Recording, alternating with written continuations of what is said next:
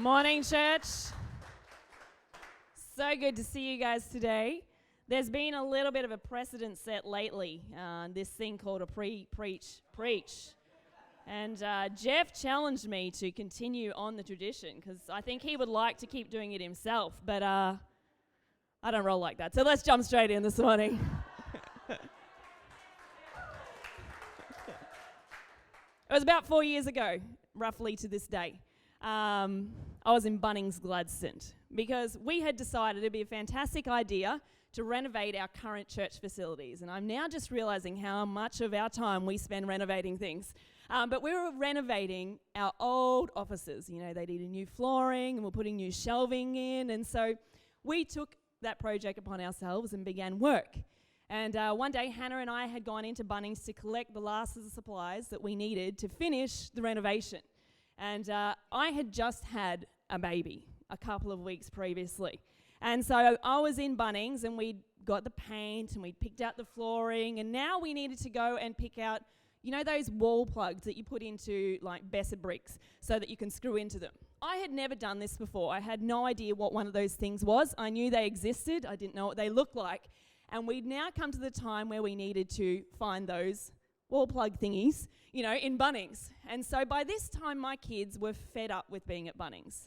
You know, I had my two older kids just kept running around like crazy, grabbing things off the shelves because they'd already been there for an hour or two. And the newborn decided that would be a perfect time to start screaming in the pram. So needless to say, Hannah and I were somewhat flustered as we were trying to find in this giant aisle where those things were. And it's really hard to ask for help when you don't know what it's called or you don't really know what you're looking for. So we're looking in the aisle. Kayla's screaming. The kids are grabbing things off the shelves. When all of a sudden this guy walks up to us and he goes, "Would you like a hand?" I look at him politely and I say, "No thanks, we're fine." He walks away and Hannah looks at me like I was a crazy person. I said, "What?" She said, "What'd you do that for?" I said, "I don't know who that random guy is. How do I know if he's going to be able to help us? And who says that we need help just because we're girls?" She's like, "But Jess, we do need help. And what makes it worse is that's not a random guy. He's from church, Jess." And I had to stop and think for a second, and I realized he was from church. The trouble was I had only seen him in church in his nice church clothes, you know, I knew where he sat in church, and I wasn't expecting to see him at Bunnings. So when he rolled down the aisle in his, you know, footy shorts and his daggy shirt and his thongs and turned up there, I just didn't recognize him for a moment, and so I felt a little bit silly for that. But then she continues, and she said, "You know what's even worse, Jess? He's a builder. He knew exactly what we needed, and you just sent him away." And so I was feeling somewhat silly after that, but he had gone, and now, you know, I'd really put myself in it. And so we continued to look on for these wall plug thingies that we needed. Needless to say, we got back to the office, and we had purchased the wrong things to put the shelves up on the wall, and so we had to go back in to Bunnings again. I don't know if you've ever had a moment like that in your life before. I find, but, that I can actually treat God like that so often. Do you know, I come to church and I go to a conference and I go to my quiet times in the morning when the kids are still asleep and open up my Bible. I go to life group and all of those kinds of places. I expect God to show up. I expect him to move powerfully. I expect him to speak. That's what I expect when I come into these kind of situations. But so often I can leave church and I can leave my quiet time and I can leave my life group and go out about my normal, mundane, everyday life and not expecting to see God there. Not expecting for him to turn up. And I have this set picture of what it looks like for God to move powerfully. You know, for God to move powerfully, I need to, you know, worship needs to be just right, you know, not too fast, not too slow. You know, like, you know, if I just raise my hands like this, then it's extra powerful. And, you know, we've got this idea of what it looks like for God to show up. And so we go about our normal everyday life, and that's not happening, and so we don't expect to see him. And so we go about our everyday life, our work and our family and our school and everything we put our hand to according to our own ability and our own strength. And so we muddle our way through life struggling with the issues that are going around us. But the good news is when I read the Bible, I see that God doesn't just want to move powerfully in our Sunday services and in our quiet times in the morning, but God actually wants to move powerfully in your normal, mundane, everyday life. He wants to be with you everywhere you go. You see, I see this so clearly in the story of Daniel. I love the story of Daniel. It has got to be one of my most favorite Bible stories. There are so many lessons you can learn from Daniel's life. I think you could do about 6 months of message series in church just on the book of Daniel alone. But one of the main reasons I love reading Daniel is Daniel was a guy who God moved powerfully in his normal everyday life. You see, we look at Daniel's life and we see that he interprets dreams, and he was the guy who was saved from the lions killing him. He was the guy who had profound wisdom in situations of stress and crisis. God moved powerfully in his life. But it's easy to look at the Bible stories, people like Daniel, and go, yeah, it was different back then. You know, that was Bible times. The world today is much, much different to what it used to be back then. And I would tend to agree with you.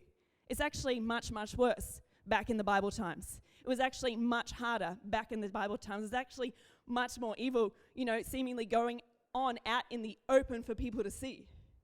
You see, Daniel, he grew up in a time and a place, he worked in a place that was incredibly worldly, for lack of a better word. It wasn't a Christian culture that he grew up in. You see, as just a teenage boy, Daniel, his city lost a battle, and he was actually taken as a captive.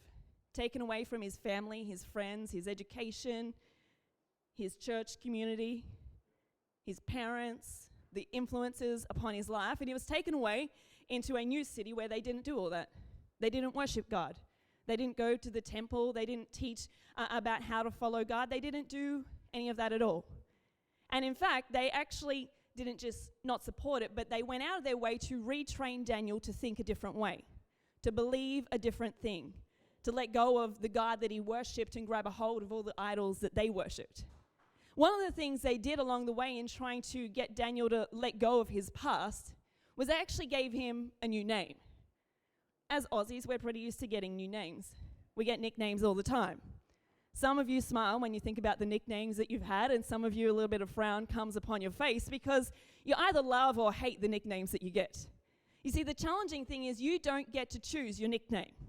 You can't just decide one day that I want to be Mrs. Awesome and people will just start calling you it. You don't get to choose your nickname.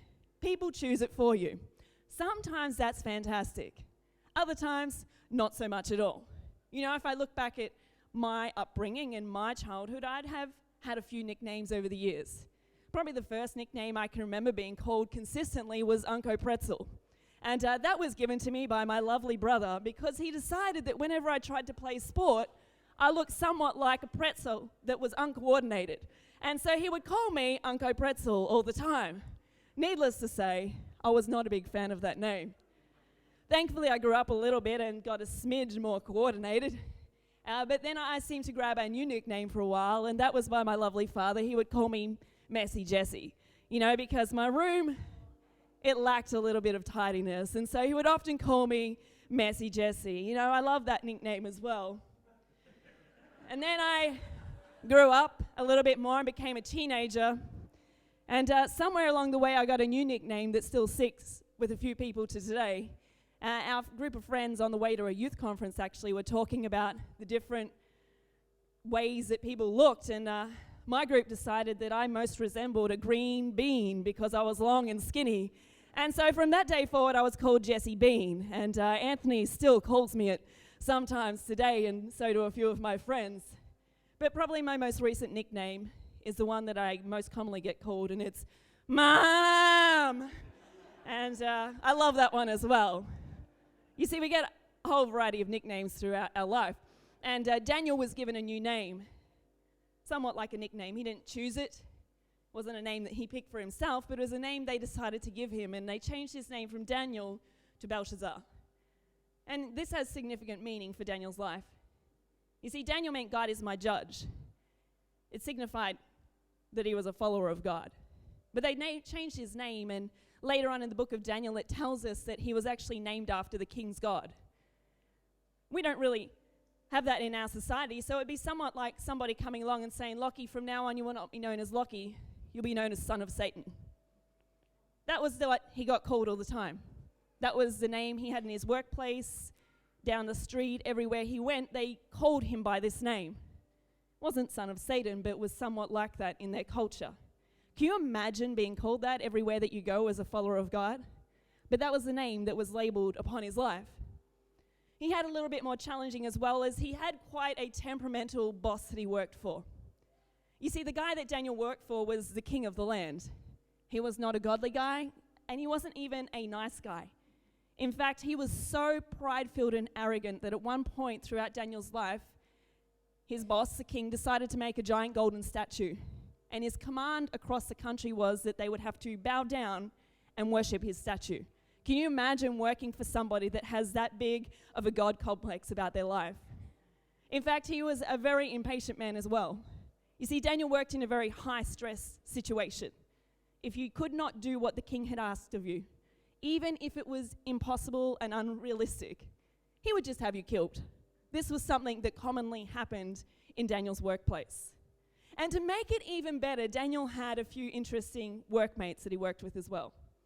You see, the reason Daniel was selected to work for the king was he had an unusual amount of wisdom. And the king had a group of people that were there to help him make wise decisions for the land. However, in Daniel's time, they did not go and necessarily just look at the facts or statistics. The people they consulted in making wise decisions in that time were magicians, astrologers, and sorcerers. We watch a lot of fun movies with all of these things in it, and it looks really fun and funky and cool and exciting. But when you look at it, these were people who were experts in witchcraft, in the occult, who commonly spoke to demonic spirits and practiced incantations. This was not just something they did on the sidelines when no one was watching. This was their everyday job, and that was expected of them. These were the kinds of people that Daniel worked with daily. And to make it even more challenging for Daniel, it says at one point in his story that he was made chief of the magicians. Can you imagine how challenging that would be to get that job description? You're a follower of God, and you are now put in charge of all of these people who practice all of those things. Can you imagine what it would have been like trying to navigate that path for Daniel? This was the world that Daniel was living in. This was his everyday life. It wasn't by choice. It was placed there beyond his control. But yet the reason I love Daniel's story is you see that despite his circumstances and everything that he was surrounded by, God caused him to supernaturally succeed in everything he put his hand to. It says this in the book of Daniel, chapter 1, verse 17 to 20. It's talking about Daniel, and he had 3 other young men who followed God as well that were taken as captives. It said, God gave these 4 young men an unusual aptitude for understanding every aspect of literature and wisdom. And God gave Daniel the special ability to interpret the meanings of visions and dreams. When the training period ordered by the king was completed, the chief of staff brought all the young men to King Nebuchadnezzar. The king talked with them, and no one impressed him as much as Daniel, Hananiah, Mishael, and Azariah. So they entered the royal service. Whenever the king consulted them in any matter requiring wisdom and balanced judgment, he found them 10 times more capable than any of the magicians and enchanters in his entire kingdom.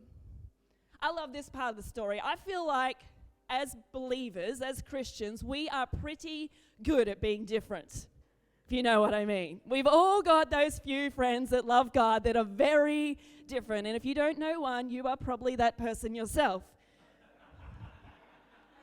We go away to a church conference with all the different local pastors, and some of our team love to play this game. We call it, when you're in the city of Sunshine Coast or Gold Coast, we call it Spot the Pastor.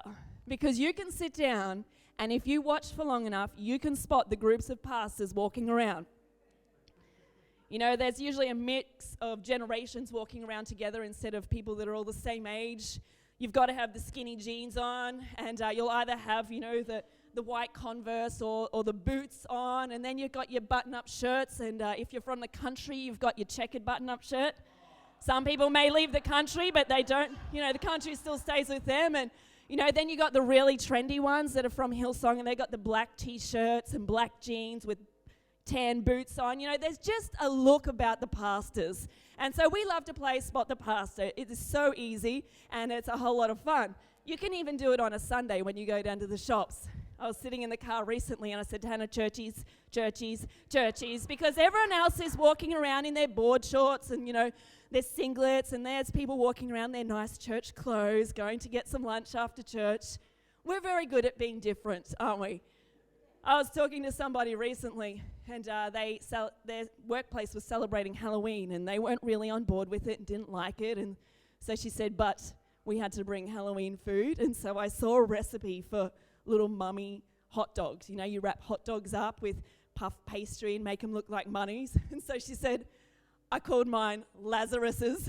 And when people came and said, what's this? I said, that's Lazarus. And they say, what's Lazarus? I say, God raised him from the dead. And, we're all just a little bit different sometimes. We're very good at it. And I imagine Daniel was somewhat different. But what I love about Daniel's story and his friends is they weren't just different. The Bible specifically tells us they were 10 times better than any other colleague around them. This was not according to their own ability, because it says God gave these 4 young men unusual aptitude for understanding literature and wisdom. This was a God-given ability. And what I love about it is so often we've got this idea that God is only interested in the spiritual giftings. But I love reading the story of Daniel because God gave Daniel the ability to interpret dreams, quite a spiritual gifting. But he also gave him an unusual aptitude in understanding literature and wisdom, a very practical skill set that he required to succeed in his everyday workplace. You see, I love it when you look in the Bible, God actually gifts people and enables people to succeed practically over and over again. God pours out amazing spiritual giftings, but I think we only ever look at that instead of realizing that he actually wants to enable us in our normal everyday life to succeed. Anthony brought up last week Bezalel. It says in Exodus 31 verse 3-4, God says, I have filled him with the Spirit of God, giving him great wisdom, ability, and expertise in all kinds of crafts. He is a master craftsman, expert in working with gold and silver and bronze. This was a God-given ability to succeed in those practical skills. I love the story of Joseph. The Bible tells us that he succeeded in everything he did because the Lord was with him. He was not a preacher. He was not a prophet. He was somebody who actually managed somebody else's household and oversaw all their employees. God gave him supernatural ability to succeed in this. He also at one point was a manager in a prison. He was also at another point quite high up in the country. These were not spiritual roles, but they were practical positions that God caused him to succeed in because the Lord was with him. I love it when you look at the life of David, it says the same thing about him, that he succeeded in everything he did because the Lord was with him. David was a musician. He was a shepherd. He was an army person. He was an army commander, and he was a leader of a nation. But through every job description that he went through, God caused and enabled him to succeed in everything he did. I love the story of Samson. It tells us specifically that whenever the Spirit of God came upon him, he didn't prophesy or worship. He actually got superhuman strength. How phenomenal is that? I love the story of Jacob. He succeeded and prospered enormously in caring for flocks, not because he was wise, but because the Lord saw what was happening in his life and enabled him to succeed despite the circumstances. God actually wants to give us supernatural ability in our normal, everyday life. But I think what I love about the life of Daniel most of all is that when Daniel didn't have the answer, he went straight to seek God. I do my grocery shopping online. It's the best way to shop if you didn't know. And so I regularly shop at Coles online. Except for the last month, I haven't. Because at the start of the month, I hopped on there and I spent my half an hour collecting everything into my shopping cart and was ready to go. And then as soon as I clicked process the order, this error came up and says, can't process your order, contact this number. And so I'm like, mustn't have enough money in that card or something. So I tried a different card and clicked the button and it says, couldn't process the order. And so I called Anthony. I said, have we got something happening with our bank cards or something like that? He's like, I don't know, try this card. Tried a third card. Same thing came up. And so then I just had to go to the shops and do shopping the old-fashioned way. get it and put it physically in your trolley. It's very inconvenient. And so we got by that week. The second week comes on, I thought it should be working by now. So I hopped back online and added all my things back into my shopping cart online, clicked process the order, and the same error came up. So I'm getting frustrated now. I know it's not the bank cards. And so now I decide to do my shopping at Woolworths online. And so I buy everything at Woolworths online and we get it that way. Third week comes by and the same thing happens again. And over again, I keep trying different tactics to get it to work. Until this last week, the error came up again, and I'm getting fed up now because I don't want to go to the shops and I don't like using Woolies online, and I'm a bit exasperated. And then I looked at the error again and it says, could not process order, call this number. I'll call the number. And so I called the number, and within 2 minutes they said, yeah, there's just a technical issue on our end, we'll fix that right now. And my shopping was fixed instantly. How slow can we be as people sometimes? I can be like that with God so often in my life. I face these issues, and instead of actually going to the one who has the answer, I try and work it out my way. But I love Daniel as he doesn't do this. You see, we see one of the instances in Daniel's life is his king, the big scary boss, has a dream one day. And so he gathers all these wise men in and says, I want you to interpret my dream, because he understood and he felt within him that there was something different about the dream that he'd had. It wasn't just a pizza dream. Something was troubling him about it. So he said, I want you to interpret my dream. The only catch is I'm not going to tell you what it is. You need to tell me what the dream was and give me the interpretation. Did I not tell you he gave them